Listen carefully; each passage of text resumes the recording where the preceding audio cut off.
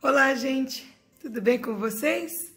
O meu nome é Larissa, eu sou enfermeira e trabalho diretamente com o idoso por meio da residência multiprofissional em saúde do idoso. Tenho vivido a pandemia desde o começo com eles e visto todo o movimento que tem acontecido aí desde 2020.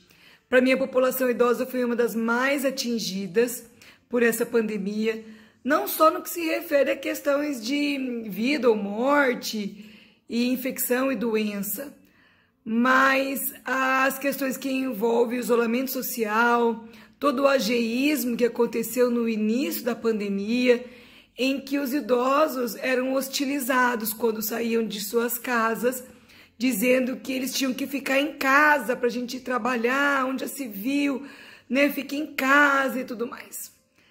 Sim, nós queremos que eles fiquem em casa porque nós queremos protegê-los, mas eles também têm o direito de ir e vir, entende? E o fato da gente não considerar esse direito é uma castração dele. Então, no meu ponto de vista, além das questões biológicas que envolvem a pandemia e o idoso foi um dos mais prejudicados no que se refere às questões sociais e culturais. Então, no começo vocês viram aquelas propagandas de catavelho, os carros de som na rua, falando que ia pegar eles para levar para casa, para guardar. Isso não é legal. Isso não é adequado. A gente precisa sim conscientizar, mas não hostilizar. Então eles têm o direito sim de pegar o ônibus, de ir até o comércio, o centro da cidade. Lógico, com toda a medida de segurança, né, utilizando máscara e tudo mais. Sim, há uma dificuldade da compreensão do uso dessa máscara, há muitas coisas que envolvem a cultura e todos os anos de vida que eles têm, que fazem não acreditar em determinadas coisas e ser teimosos para outras. Mas isso não significa que a gente precisa não considerá-los, ou então hostilizá-los, ou então ridicularizá-los. Então, para mim, a pandemia teve esse impacto social, em que eles ficaram com medo, muitos, né? Uns saíram, outros se trancaram dentro de casa, e tiveram até dificuldades de ver os netos, os filhos, que são as pessoas que fazem ter sentido na vida deles. Então, no começo foi a população mais atingida em relação ao número de óbitos, né? E hoje a gente conseguiu protegê-los com a vacina. Mesmo assim, ainda hoje, eu escutei que onde já se viu vacinar os idosos primeiro, tinha que ter vacinado a população economicamente ativa, e não eles. Mas era eles que estavam morrendo, a gente não. Então, para mim, essa pandemia trouxe muitos aprendizados, dentre eles a tolerância e a necessidade de compreender melhor os contextos que envolvem o envelhecimento e a forma como a gente faz para protegê-los. Obrigada. Tenha um lindo, lindo, lindo congresso. Tchau. Olá, meu nome é Meire Correia, sou farmacêutica e fui residente da última residência multiprofissional em saúde do idoso, juntamente com a professora Larissa Sapucaia, e fui convidada para falar um pouquinho sobre a minha experiência no enfrentamento da Covid-19, no cuidado de pacientes internados na UTI Covid aqui do hospital. Então vou falar um pouquinho para vocês sobre a minha experiência. Bom, acredito que os alunos de farmácia têm uma noção de como é a atuação de um farmacêutico na área hospitalar. Mas para os demais alunos dos outros cursos saberem, o nosso objetivo é pautado principalmente na farmácia clínica, através do olhar diferenciado para o paciente crítico, que está ali internado, principalmente com análise de medicamentos que está sendo usado para a estabilização do estado crítico daquele paciente, seja idoso, seja adulto. E tratando de paciente crítico, nós temos que ter uma visão quando a gente pensa em medicamentos, eles acabam se tornando um ponto-chave para a estabilização, para a recuperação da saúde desse paciente. E como a gente viu, quando eu falo em paciente, eu não consigo determinar um público-alvo da Covid-19. A gente está vivendo e a gente viu que não é só os idosos, como a gente falava, né, no começo da pandemia, que os idosos eram os piores alvos dessa infecção. Mas hoje em dia a gente vê que não tem idade correta. Então, quando a gente fala de paciente crítico no Covid, eu englobo todas as idades, todas as faixas etárias de idade, envolvendo também os idosos aí nesse meio. E quando a gente fala de idoso, a gente tem que tomar muito cuidado com medicamentos, porque alguns medicamentos eles são tolerantes, outros medicamentos são contraindicados para uso em idosos. Então, é muito importante a análise farmacêutica desses medicamentos utilizados no tratamento de pacientes críticos na UTI. Então, dessa forma, o uso de antibióticos se fazia e se faz ainda necessário, além de outras medicações que esse paciente pode usar, como medicamentos para analgesia, então medicamentos para dor, medicamentos antieméticos para náusea, vômito, anti-inflamatórios, opioides, medicamentos para sedação e hipnose, principalmente nesses pacientes intubados. A gente usa também muito bloqueadores neuromuscular, principalmente em pacientes com Covid, né? Então, são diversos medicamentos que precisam ser usados nesses pacientes para estabilizar e sustentar, assim, o seu quadro clínico para sua melhora. Bom, então a minha rotina se baseava na análise de todos esses medicamentos que estavam sendo utilizados, associando com a clínica desses pacientes, juntamente com exames laboratoriais, exames de imagens, em conjunto com diversos outros profissionais, como médicos, fisioterapeutas, enfermeiros, auxiliares, nutricionistas, que participavam da visita multiprofissional, que acontecia todos os dias lá na própria UTI, de frente com todos os pacientes. Então é como se fosse aquela visita beira-leito que a gente faz nas clínicas. Então todos os dias a gente fazia essa visita multiprofissional e analisava e discutia caso por caso, analisando cada paciente.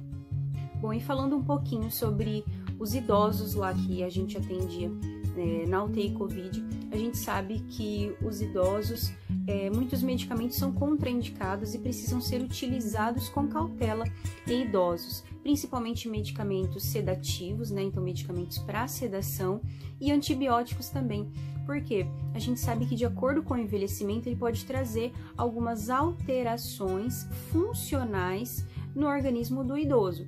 Então, principalmente quando a gente fala de medicamento e o envelhecimento, a gente pensa na metabolização, principalmente, né, desses medicamentos, que é de acordo com a função hepática. Então, pode acontecer desse idoso ter alguma alteração hepática, que pode dificultar, então, a metabolização de alguns medicamentos, ficando, assim, muitas vezes circulante por muito mais tempo na corrente sanguínea, e também pacientes idosos que têm alterações renais, então, que tem uma disfunção renal. E a gente sabe que a via renal é um dos principais vias de excreção de medicamentos. Então, assim, no hospital a gente seguia, né, muito ainda se segue protocolos, então procedimentos operacionais padrões, a gente chama de protocolos, que nos orientam como que deve ser feito a prescrição de medicamentos. Então, por exemplo, a gente tinha as dosagens corretas de acordo com a função renal desse paciente, do antibiótico e do sedativo também. Então, de acordo com a função renal ou com a função hepática, a gente conseguiria fazer o reajuste de dose para não prejudicar a saúde desse paciente. E para finalizar, tem um tempinho muito curto, né? Então não dá para falar muita coisa, mas para finalizar, eu gostaria de ressaltar a importância da equipe multiprofissional no cuidado desses pacientes críticos, né? E a gente sabe que a contribuição de cada profissão é de extrema necessidade para esses pacientes, para a evolução. Uma extubação num paciente COVID é uma vitória para todos, além do paciente, a vitória do paciente, a vitória da família, é uma vitória também da equipe multiprofissional em reabilitar mais um paciente, né, em ser estubado mais um paciente. Então, a vitória de todos nós. Então, por último, eu peço, gente, se cuidem da sua família, Vamos nos proteger, tenta fazer o isolamento social domiciliar quando for necessária. Só sair de casa quando realmente for preciso. Use álcool em gel, usem máscaras e se cuidem, gente. A gente está vivendo um momento muito difícil. A gente nunca passou por isso. Os hospitais, as UPAs estão lotadas, então vamos nos cuidar, tá ok?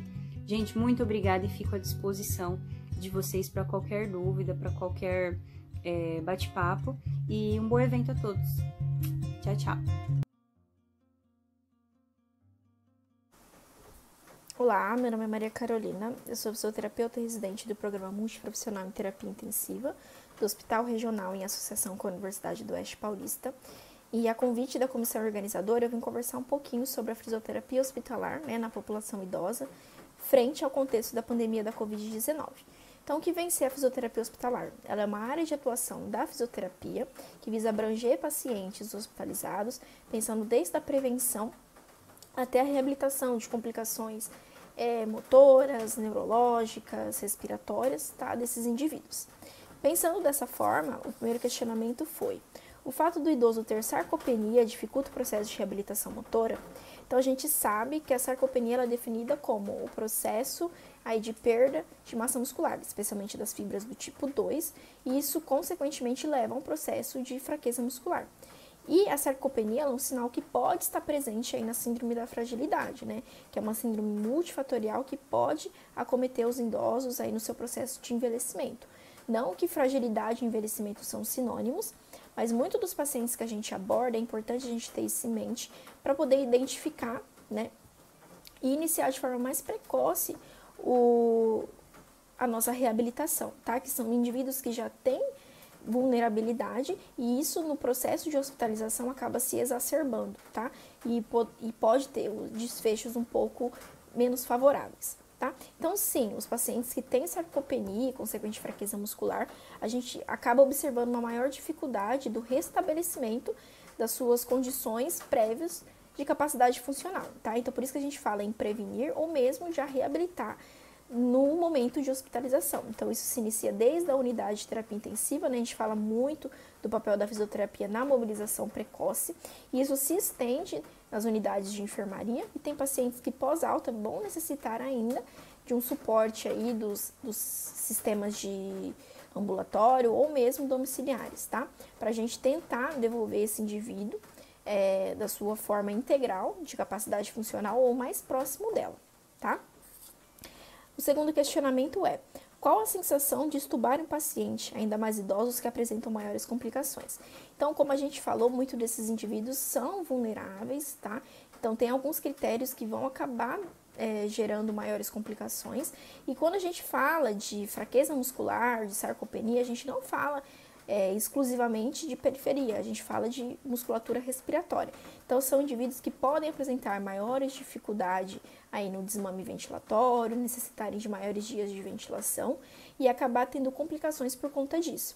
Mas quando a gente tem um protocolo, de desmame de forma mais precoce e a gente consegue aí dar um segmento a um desmame de sucesso e consequente extubação, sem sombra de dúvidas que é algo extremamente gratificante para a equipe, momento totalmente de alegria, de pensar que posteriormente a gente pode devolver esse indivíduo para a sociedade, para sua família, para dar continuidade à sua vida que ele deixou no momento que ele acabou internando com a gente, tá? Eu espero que eu tenha esclarecido as dúvidas e qualquer coisa eu estou à disposição. Obrigada. Olá, meu nome é Mariana Passos Rodrigues, sou fonoaudióloga, especialista em disfagia. Nós temos observado que os pacientes pós-Covid têm referido muita dificuldade na olfação e no paladar. Nós, enquanto fonoaudiólogos reabilitadores dessas funções, estamos à disposição para ajudá-los, seja por técnicas de estimulação tátil térmica gustativa, por laser terapia, por eletroterapia. Estamos aqui para ajudar esses pacientes. O fonoaudiólogo atua com os pacientes pós-Covid de longa permanência, uma intubação prolongada, necessidade de uma traqueostomia, no restabelecimento das funções, seja da comunicação, da deglutição, da função olfativa. Esses pacientes apresentam déficit motor pela fraqueza muscular acentuada, uma insuficiência respiratória que interfere na alimentação e comunicação. O fonoaudiólogo é o profissional capacitado para esses pacientes.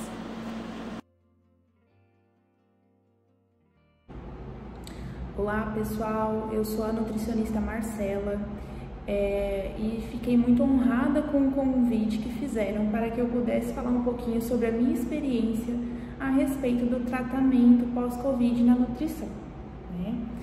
Na verdade, eu sou nutricionista, sou docente da Universidade do Oeste Paulista, do curso de nutrição, e atuo também no meu consultório particular, onde eu acabo atendendo alguns pacientes em período pós-Covid. Então, pessoal, o que a gente precisa saber primeiramente é que o Covid, né? Porque o Covid, ele é uma doença que pode trazer vários impactos, vários sinais, vários sintomas, que os pacientes, de uma maneira geral, não somente aqueles que contraem Covid, tá, gente? Mas muitos pacientes, às vezes, já apresentam alguma situação de catabolismo, de carências nutricionais antes mesmo de contrair a doença. Muitos pacientes já internam com um sinal de desnutrição, porém não identificado até então, tá? Se esse paciente ele já tem um indício de desnutrição e ele contrai o Covid, ele tem uma chance maior de ter complicações, tá? Há recomendações específicas para calorias e para proteínas no tratamento do Covid, tá? Então, a Braskem, né, ela recomenda, a última atualização dela recomenda que seja iniciado na fase aguda da infecção pela Covid uma dietoterapia de 15 a 20 kcal por quilo por dia de calorias. Isso na fase aguda inicial, que ocorre ali mais ou menos nos 4 primeiros dias, tá? E nas questões de proteínas, né, eles recomendam que a proteína seja calculada e ofertada em torno de 1,5 a 2 gramas por quilo por dia para o paciente. E aí, falando um pouquinho das complicações da Covid, né, do Covid, quais seriam, né, algumas delas? Então, a gente sabe muito pontualmente sobre a perda do olfato e do paladar, que é algo que tende a voltar com o passar do tempo. Alguns pacientes podem levar em torno de 15 dias para começar a voltar a sentir o cheiro e também o gosto dos alimentos. Mas a gente sabe, né, a gente vê na prática que muitos pacientes, eles demoram mais tempo e que esse retorno desses sentidos, eles podem demorar um pouco mais. E, na verdade, o que a gente instiga o paciente, influencia ele, é a testar os diferentes sabores.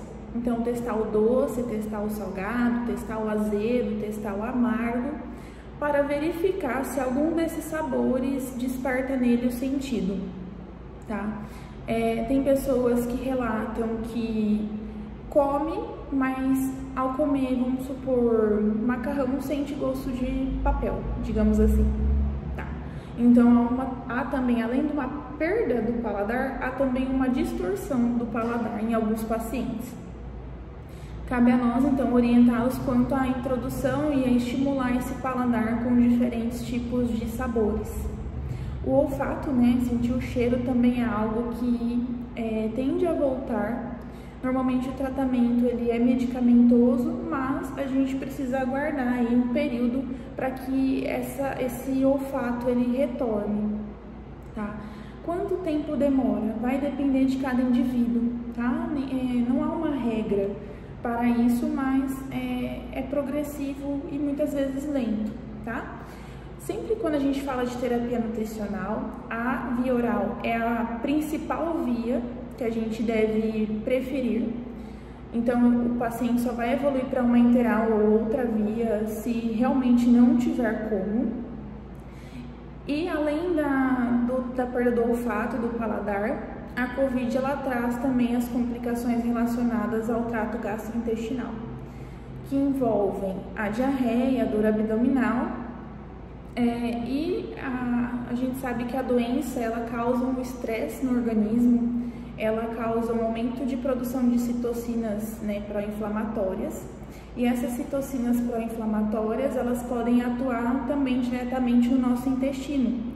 No nosso intestino a gente tem ali um sistema imunológico muito ativo, e mediante, né, a presença dessas citocinas, as nossas células de defesa são recrutadas ali para aquele local e há então uma alteração na função intestinal e muitas vezes também uma inflamação nesse local. Tá? Acredito que eu tenha sanado aqui todas as dúvidas sobre as perguntas que vocês mandaram. Se houver mais alguma dúvida, eu me coloco à disposição e mais uma vez eu agradeço pelo convite. Foi uma honra estar aqui com vocês. Muito obrigada. Olá, meu nome é Eliane Gava Pizzi, eu sou cirurgiã dentista, atuo como cirurgiã dentista e sou professora da faculdade de curso de odontologia também. Fui convidada para estar conversando um pouco de vocês para comentar como é que está sendo o atendimento nesse momento de pandemia. Nós estamos há mais de um ano já atendendo diante de um quadro de pandemia e, como todos vocês devem saber, o serviço, a odontologia em si foi bastante impactada pelo atendimento nesse momento por conta do risco de contágio e contaminação diante de vários fatores, inclusive a geração de aerossol dentro do ambiente odontológico. Então, no início, a gente sofreu bastante, tivemos que nos readaptar e trabalhar de uma forma diferente, ainda estamos trabalhando assim, para que a gente tivesse o máximo de cuidado para com os pacientes e para com toda a equipe que trabalha dentro do consultório e que lida com os pacientes diretamente. Eu tenho atendido pacientes idosos, trabalho também numa ISF, e lá a gente tem atendido num ritmo bem diferente do que era antes da pandemia, mas entretanto, assim, a gente sabe que a gente tem uma carência, que esses pacientes precisam de atendimento odontológico, tem urgências para serem resolvidas. Então, o nosso atendimento, mesmo com os idosos, ele não parou. Ele diminuiu bastante, mas a gente tem tido uma grande procura por parte dos idosos para conseguir fazer o tratamento. Tenho atendido pacientes hipertensos, pacientes cardíacos, pacientes diabéticos, pacientes que são grupo de risco também para COVID. E aí o cuidado que a gente tem que ter nesse momento é com esse paciente que precisa ser atendido no consultório e, ao mesmo tempo, ele é um grupo de risco para a COVID-19. Então, a gente teve que lidar e aprender a trabalhar obedecendo a todos os cuidados possíveis com relação à biossegurança, com relação aos cuidados que a gente tem que ter com esses pacientes. A gente não sabe quem que a gente atende no consultório que possa estar ou não infectado. Nós temos feito uma triagem prévia ao atendimento, mas mesmo assim, às vezes, nem o paciente sabe se está infectado ali naquele momento ou não. Então, o cuidado que a gente tem que ter, na verdade, é com todos os pacientes que a gente atende. Eu tenho que imaginar que qualquer um pode estar ali contaminado, pode me contaminar a funcionária que me auxilia ou contaminar os pacientes que vêm em seguida. Então, a gente pensando dessa forma, a gente age preventivamente, tomando os cuidados necessários. É possível sim a gente atender na pandemia. Estou atendendo desde março do ano passado, nós não paramos. Houve uma diminuição do ritmo dos atendimentos, mas nós não paramos de atender. A população, principalmente a população carente, ela precisa do atendimento. Todos precisam do atendimento, não dá para a gente parar a nossa vida. Quem trabalha precisa continuar trabalhando, quem precisa dos serviços não tem para onde correr. Então, sei que muita coisa mudou, mas a gente tem trabalhado com bastante tranquilidade até. É lógico que hoje a gente segue uma série de normas diferentes, elas se intensificaram, mas a gente continua atendendo, os pacientes precisam do nosso serviço, precisam do acolhimento do profissional da saúde. A gente, como profissional da saúde, a gente tem que estar, acima de tudo, à frente de saber recebê-los, orientar e tratar da melhor forma possível nesse momento. Um abraço a todos, espero que eu tenha colaborado.